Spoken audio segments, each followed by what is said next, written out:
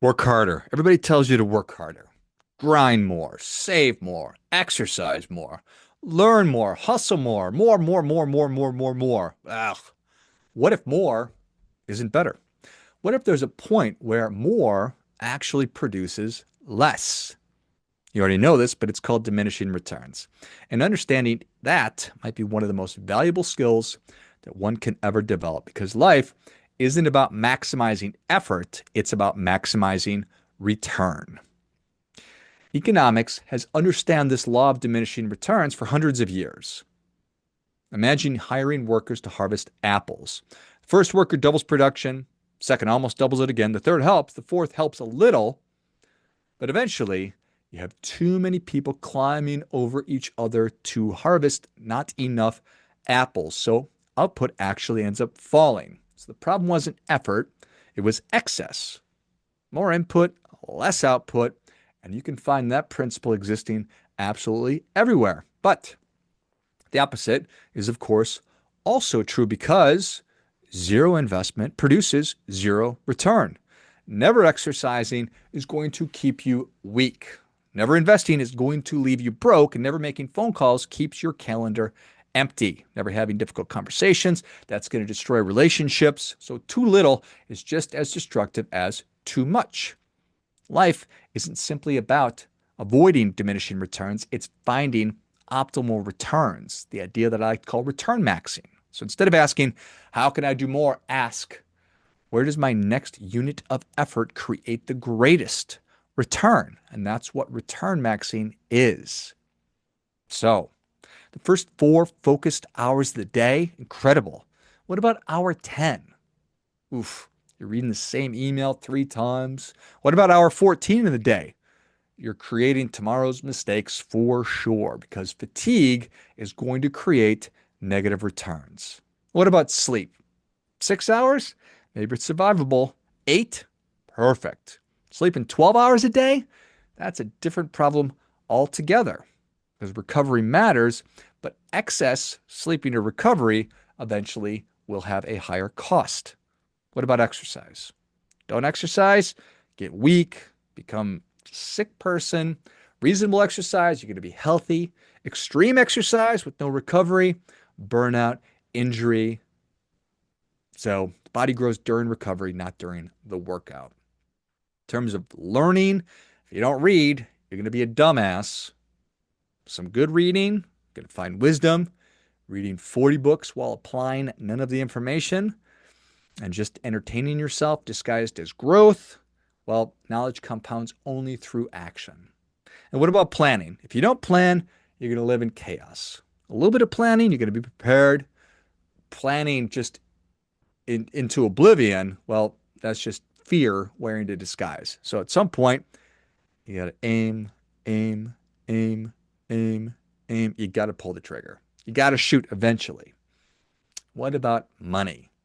If you spend everything, if you just blow through all your cash, your future is going to suffer. If you save everything, well, you're not going to enjoy your life. Money is not meant to be worshipped, it's meant to be used and deployed. Too many people die financially successful, but life poor. You built wealth, great. But did wealth ever build a life? What about your relationships? If you never say no, you're going to foster resentment. If you're always saying no, you're going to be an isolated person. So boundaries exist somewhere in the middle there. And this is exactly why the idea of the meaningful few really matters because the goal isn't maximizing everything. That's stupid and impossible. The goal is optimizing what really matters the most. Your time, your attention, your energy, your money. And those are valuable because, of course, they are finite. So every extra unit that you invest somewhere means one less unit invested elsewhere. So the idea of the meaningful few asks, where does my next hour create the greatest return? Where does my next dollar matter the most? Where does my next ounce of emotional energy actually improve my life? That's return maxing. From a psychological perspective, we human beings we love extremes. It feels productive. More hours, more books, more supplements, more meetings, more certifications, more podcast episodes, more hacks. Why? Well, because effort, that's a measurable thing. And results, they are not always immediate. So we can substitute visible effort for meaningful progress. And psychologists refer to this as effort heuristic, which we naturally assume more effort means more value, even when the relationship has flattened or actually reversed. Aristotle talked about this 2,000 years ago. So that virtue is not found in excess or in deficiency, it's found in the golden mean. He knew that courage lives between cowardice and recklessness. Generosity lives between stinginess and wastefulness, and confidence that lives between insecurity and arrogance. The wise life isn't lived at the extremes, it's lived at the point of proper proportion. Religion also taught us this through Scripture. Ecclesiastes reminds us that there's a time for every purpose under heaven. Even good things become harmful when they dominate everything else.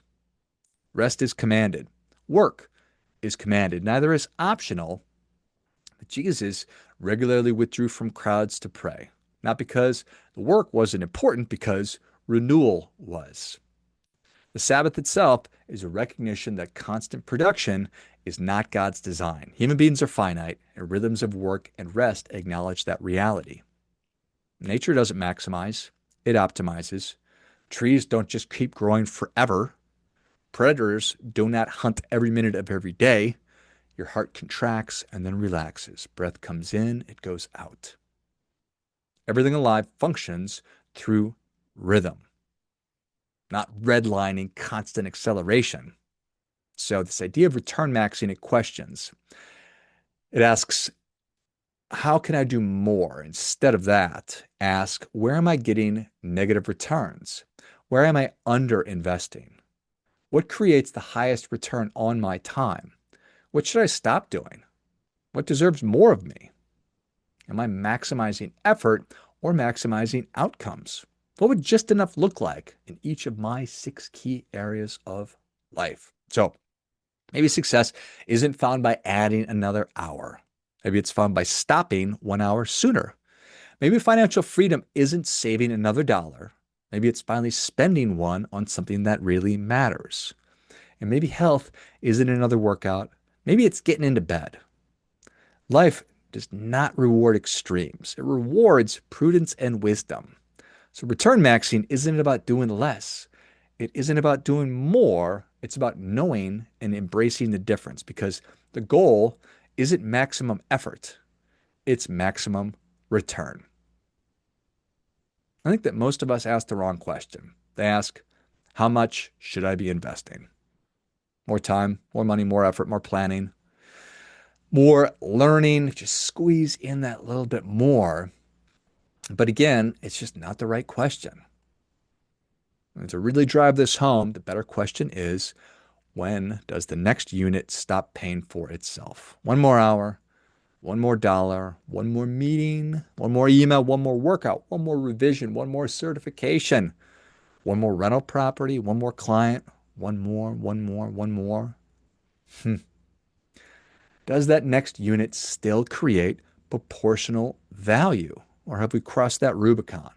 Am I simply investing because that's what I've always done? Because every meaningful decision in life eventually reaches a point where another unit costs more than it's worth.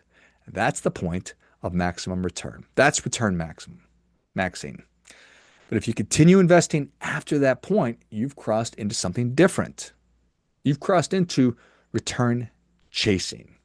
And return chasing, that is not discipline, it isn't commitment, and it's also not grit. It is being on a hamster wheel and continue to spend your MVRs after the returns have flattened or even disappeared.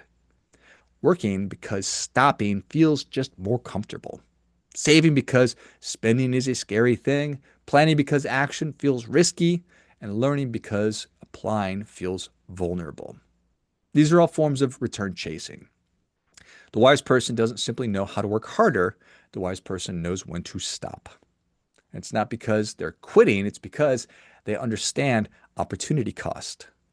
That every additional hour spent here can't be spent somewhere else. Every additional dollar invested here can't be invested there, that every ounce of attention that you give one thing is attention that you cannot give to another thing. Life isn't asking you to maximize effort, it's asking you to maximize return. So here's the question I encourage you to carry with you this week. Before you invest another hour, before you spend another dollar, before you say yes to yet another commitment, ask yourself, does the next unit still pay for itself? If the answer is yes, keep on keeping on. Keep good going, brothers and sisters. But if the answer is no, you may have stopped return maxing and started return chasing. And that is a distinction that is worth remembering, because a meaningful life isn't built by doing the most. It's built by investing your time, attention, energy, and money where they produce the greatest return. So like everything else, it's not easy. It sounds relatively easy, but it does hard. We need to be interrogating our reality, how it is that we're spending our most valuable resources of time, energy, attention, and money. They're valuable because they're finite. When we say yes to one thing, we're saying no to everything else. Same stuff that we always talk about. But it's important enough to be paying attention to. And it's all in service of doing your part by doing your best.